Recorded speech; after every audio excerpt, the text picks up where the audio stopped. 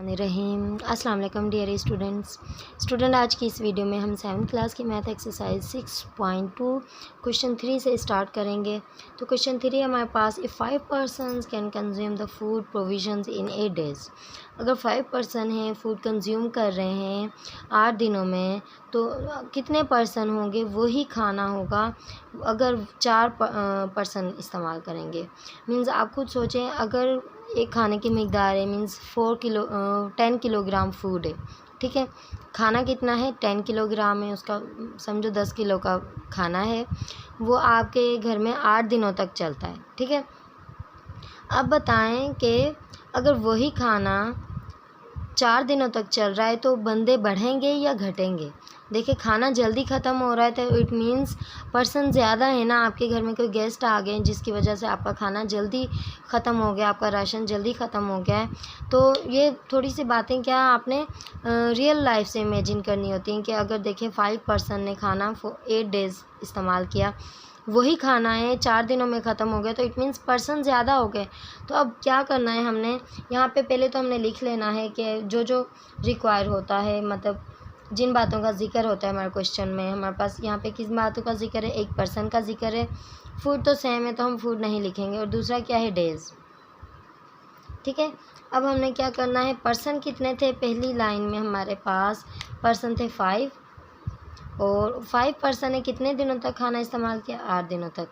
अब वो कितने पर्सन होंगे कि खाना वही खाना, यानी कि खाना सेम है, वही खाना अगर जल्दी ख़त्म हो गया है, 4 दिनों में ख़त्म हो गया है, तो यहाँ पे देखिए हमने एरो मेथड भी करना होता है, जो प्रोपोर्शन मेथड होता है हमारे पास, जो हमने फाइंड करना है उसका एरो हमने नीचे की तरफ लगा देना है, ठीक है। अब जो इस तरफ का एरो, क्या हमने, जैसे मैंने आपको क्वेश्चन पढ़ते हुए समझा दिया था कि अगर हमारे पास 5 पर्सन ने 8 दिनों तक खाना इस्तेमाल किया, अब ये एक्स है तो कितने पर्सन ने 4 दिनों तक, बंदे बढ़ेंगे इसलिए खाना जल्दी ख़त्म होगा ना। तो अगर यहाँ पे चीज़ ज़्यादा हो रही है, यहाँ पे कम हो रही है, तो इट मीन्स ये क्या है, एक तरफ इंक्रीज़ हो रही है वैल्यू, एक तरफ डिक्रीज़ हो रही है वैल्यू। अगर ऐसी सूरत होती है तो वो इन्वर्स वेरिएशन होता है, ठीक है, इन्वर्स प्रोपोर्शन भी कहते हैं। अब इन्वर्स प्रोपोर्शन में हमने एरो इसके अपोजिट लगाना होता है, इसके अपोजिट एरो लगाना होता है। अब यहाँ पे क्या है, हमारे पास एरो नीचे है तो इन्वर्स वेरिएशन है, इसलिए हमने एरो इसका ऊपर की तरफ लगा दिया, ठीक है। जो डायरेक्ट होता है उसका एरो हम नीचे की तरफ लगाते हैं, और जो इन्वर्स वेरिएशन होता है उसका एरो हम ऊपर की तरफ लगाते हैं। अब स्टूडेंट्स यहाँ पे देखें, जो हमने जहाँ पे टेल है हमने वो पहले लिखा, देन रेशो की निशानी लगा दी x, फिर इज़ इक्वल टू 4 लिखा, रेशो 8, ठीक है।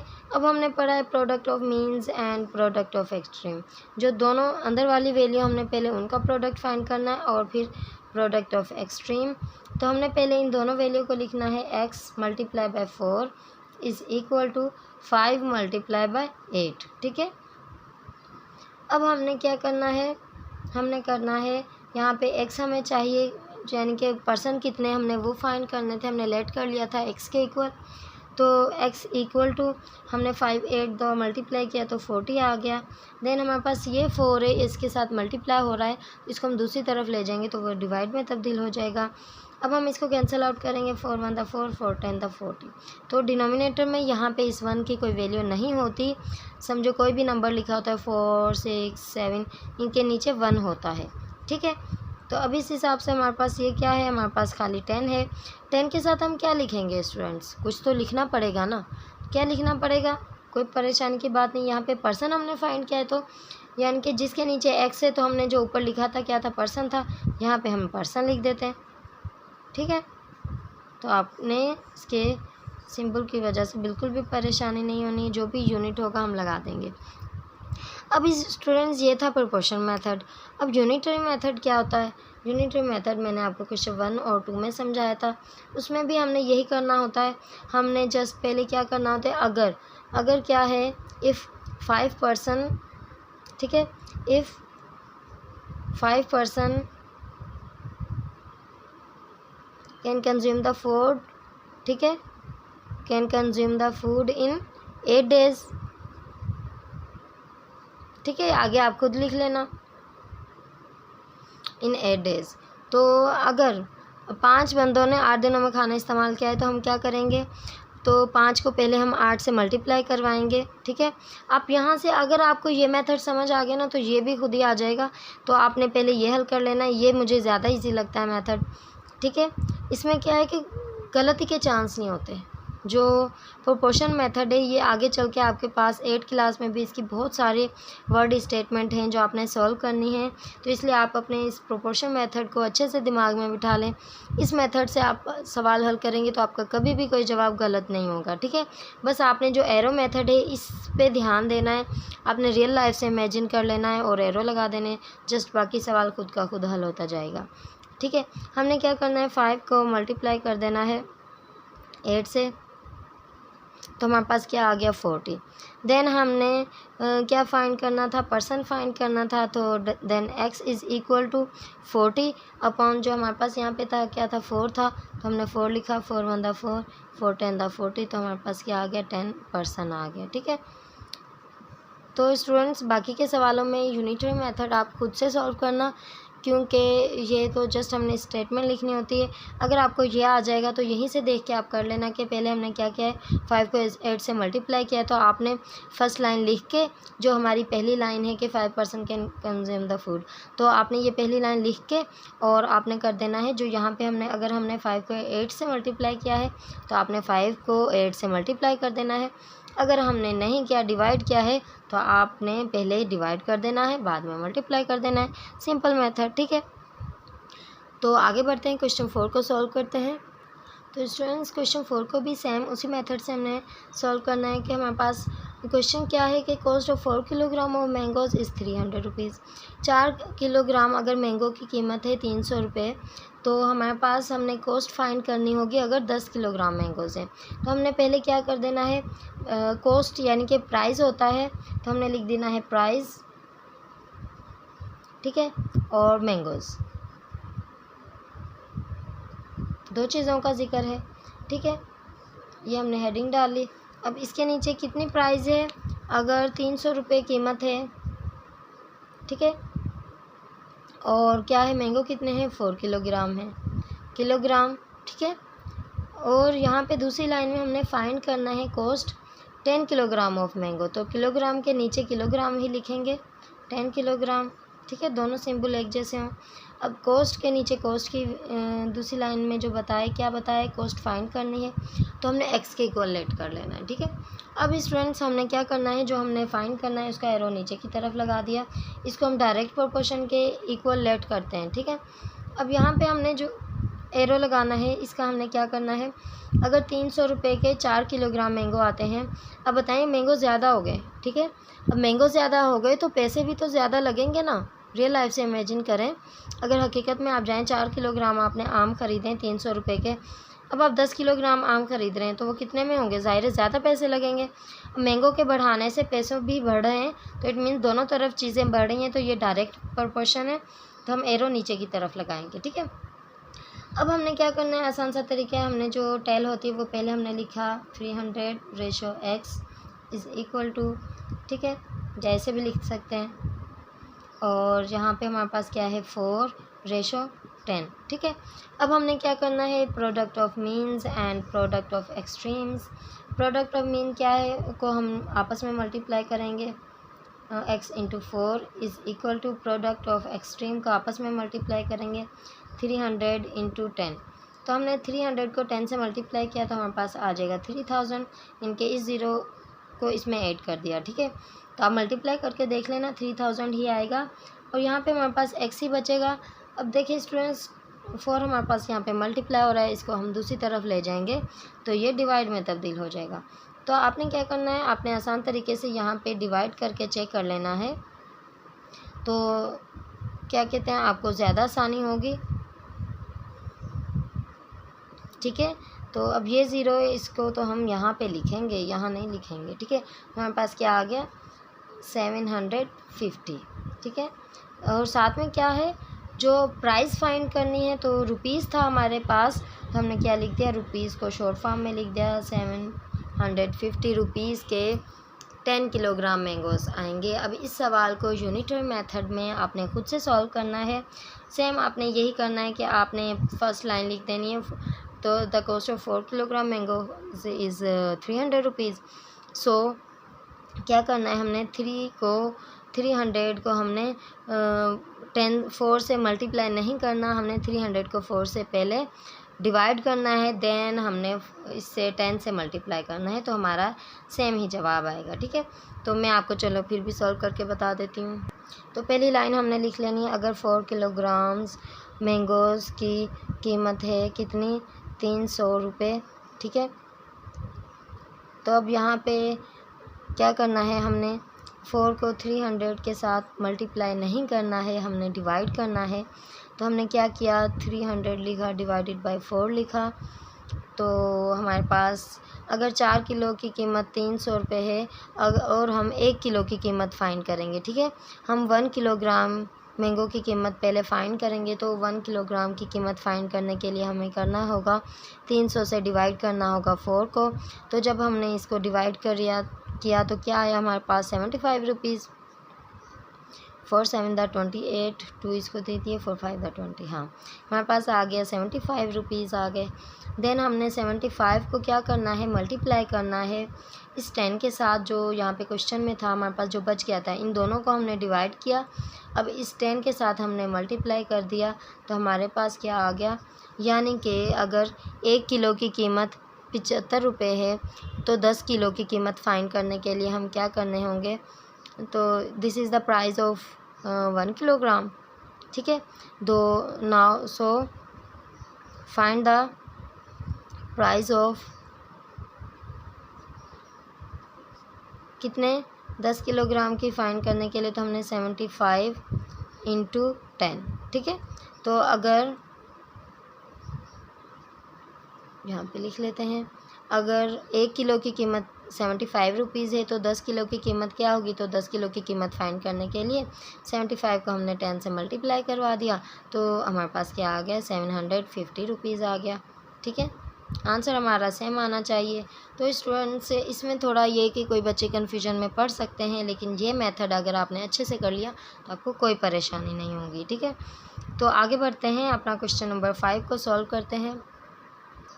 तो स्टूडेंट्स क्वेश्चन नंबर 5 है हमारे पास, a student reads 30 pages of a book in 4 days. एक स्टूडेंट है, शागिर्द है, वो 30 पेजेस किताब के पढ़ता है 4 दिनों में। ठीक है, अब सेम बुक है, तो यानी कि कितने पेज वो पढ़ पाएगा 10 दिनों में। तो पहले तो हम यहाँ पे लिख लेते हैं, कितने पेज पढ़ता है स्टूडेंट, 30 पेज पढ़ता है, कितने दिनों में, 4 डेज़ में। अब हाउ मैनी पेजेस, तो हाउ मैनी की जगह पे हमने x लिख दिया, एंड रीड इज़ 10 डेज़, तो डेज़ के नीचे पहले 4 लिखा था, देन अगेन डेज़ का जिक्र है तो हमने डेज़ के नीचे ही 10 का लिखना है। अब जो हमने फाइंड करना है, एरो नीचे आ गया। अब देखें स्टूडेंट्स, यहाँ पे कॉमन सेंस थोड़ा आप यूज़ किया करें कि अगर 30 पेजेस 4 दिनों में एक बंदा पढ़ता है, अब वही सेम बुक है, अब उसने 10 दिन पढ़ा है तो कितने पेजेस पढ़ पाएगा, तो जाहिर है 4 दिनों में अगर 30 पढ़ा है तो ज़्यादा दिनों में ज़्यादा पेजेस पढ़ पाएगा। दिन ज़्यादा हो रहे हैं तो पेजेस भी ज़्यादा होंगे, दिन कम हो रहे हैं तो पेजेस भी कम होंगे। दोनों तरफ चीज़ें बढ़ रही हैं सेम, और दोनों तरफ चीज़ें अगर कम हो रही हैं, यानी कि एक तरफ के कम करने से दूसरी तरफ भी कम हो रहा है, तो जाहिर सी बात है दिन कम होंगे तो कम दिनों में कम पेज पढ़ पाएगा, ज़्यादा दिन होंगे तो ज़्यादा दिनों में ज़्यादा पेज पढ़ पाएगा। तो अगर दोनों तरफ चीज़ें बढ़ रही हैं या दोनों तरफ चीज़ें कम हो रही हैं, तो इसी सूरत में डायरेक्ट वेरिएशन होता है। अगर एक तरफ चीज़ बढ़ रही हो, एक तरफ चीज़ कम हो रही हो, तो वो इन्वर्स होता है। अब डायरेक्ट में हमने एरो नीचे की तरफ लगाना है। ठीक है, अब ये हमने क्या लिखा, 30 रेशो x। ठीक है, देन जो टेल की तरफ क्या है, 4 ratio 10। Then product of means and product of extremes. तो हमने प्रोडक्ट ऑफ मीन क्या है, x into 4 is equal to 10 into 30। So 10 को 30 से मल्टीप्लाई किया तो हमारे पास क्या आ गया, 3 के साथ एक और ज़ीरो आ जाएगा, 300 आ जाएगा। देन हमारे पास 4 यहाँ पे मल्टीप्लाई हो रहा है तो यहाँ आके डिवाइड में तब्दील हो जाएगा। अब सेम अगेन उसी तरीके से अगर हम डिवाइड करें तो हमारे पास क्या आ जाएगा, 75 आ जाएगा। तो कितने पेजेस पढ़ पाएगा वो 10 दिनों में, 75 पेजेस पढ़ पाएगा। तो हमने क्या फाइंड करना था, पेजेस फाइंड करना था, हम यहाँ पे पेजेस ही लिख देते हैं। ठीक है, ये है हमारा आंसर। अब यूनिटरी मेथड में भी हमने यही करना है कि एक स्टूडेंट है, आई स्टूडेंट, ठीक है, रीड अ बुक यानी कि अबाउट 30 पेजेस। ठीक है, एक स्टूडेंट है वो 30 पेजेस पढ़ता है। ठीक है, कितने दिनों में? Students reads a book in 4 days। 4 days he reads 30 pages. ठीक है, यहाँ पे लिख देते हैं, चलो। He reads in 4 days he reads 30 pages. तो हमारे पास अगर 4 दिनों में एक पर्सन 30 पेजेस पढ़ता है तो पहले हम एक का फाइंड कर लेंगे। तो हम क्या करेंगे, हम 30 को डिवाइड कर देंगे 4 से। हमारे पास क्या आ गया, 4 7 28, 7.2 तकरीबन इतना ही। ठीक है, अब हमारे पास क्या होगा, इसके साथ हमने मल्टीप्लाई कर देना है। देन वी फाइंड यानी कि इन 10 days, सॉरी यहाँ पे आएगा 5 आएगा। ठीक है, 7.5। तो हमारे पास ये आ गया। तो अब हमने क्या करना है, तो ये एक दिन की कीमत है। तो हम क्या करेंगे, 10 दिनों की फाइंड करने के लिए, तो वी फाइंड आउट 10 days। ठीक है, यहाँ पे क्या था, 10 था। तो हमने क्या करना है, 7.5 को मल्टीप्लाई करना है 10 के साथ। हमारे पास आंसर आ जाएगा 75 पेजेस। ठीक है, तो ये हमारा आंसर, ये है यूनिटरी मेथड एंड ये है प्रोपोर्शन मेथड। आगे बढ़ते हैं, क्वेश्चन नंबर 6 को सॉल्व करते हैं। तो स्टूडेंट्स क्वेश्चन 6 हमारे पास 20 soldiers can consume a food stock in 8 days। अगर 20 सिपाही हैं वो खाना यानी कि इस्तेमाल करते हैं 8 दिनों तक। ठीक है, तो then how many soldier will consume the same food. तो कितने सोल्जर होंगे अगर वही खाना स्टॉक करेंगे 5 दिनों में। यानी कि अगर 20 दिनों तक 20 सिपाही खाना 8 दिनों तक इस्तेमाल करते हैं, वही खाना सेम खाना होगा। अगर वो 5 दिनों तक इस्तेमाल करेंगे तो क्या होगा, सोल्जर बढ़ेंगे या कम होंगे। तो पहले तो हम लिख लेते हैं, पहली लाइन में हमारे पास कितने सोल्जर हैं, 20 सोल्जर्स हैं। और फूड स्टॉक कितना होता है 8 days में। ठीक है, 8 days। तो अब हमने दूसरी लाइन में क्या है कि हमारे पास हाउ मैनी सोल्जर, तो हाउ मैनी के जगह पे हमने एक्स लिख दिया। देन कितने दिनों में फूड स्टॉक होता है, 5 दिनों में। दूसरी लाइन में है 5 दिनों में। अब देखें 20 सोल्जर हैं, वही खाना 8 दिनों तक इस्तेमाल करते हैं। अब क्या कहते हैं, दिन कम हो गए हैं। तो अब दिन कम हो गए हैं तो इट मीन्स सोल्जर ज़्यादा हो गए होंगे। सोल्जर ज़्यादा हो गए होंगे इसीलिए तो खाना जल्दी ख़त्म हो गया। तो अब क्या होगा, इसमें भी वही जो हमने फाइंड करना है उसका एरो हमने नीचे लगा दिया। अब इसका एरो कहाँ लगाना है, देखें अगर सोल्जर ज़्यादा हो गए हैं और डेज़ कम हो रहे हैं तो इट मीन्स एक तरफ वैल्यू बढ़ रही है, दूसरी तरफ वैल्यू कम हो रही है। तो ऐसी सूरत में हमारे पास इन्वर्स वेरिएशन होता है, डायरेक्ट वेरिएशन नहीं होता। तो इन्वर्स वेरिएशन में हम एरो इसके अपोजिट लगाते हैं, जो ये एरो लगाया है। ठीक है, तो एरो हमारा ऊपर की तरफ चला गया। अब हमें कोई परेशानी नहीं, हमने जल्दी से सॉल्व कर लेना है। हमने लिखा 20/x। ठीक है, देन हमने लिखा 5/8। Product of means, product of extreme, हमने प्रोडक्ट ऑफ मीन को आपस में मल्टीप्लाई किया एंड प्रोडक्ट ऑफ एक्सट्रीम को आपस में मल्टीप्लाई किया। तो हमारे पास आ गया 160 आ गया।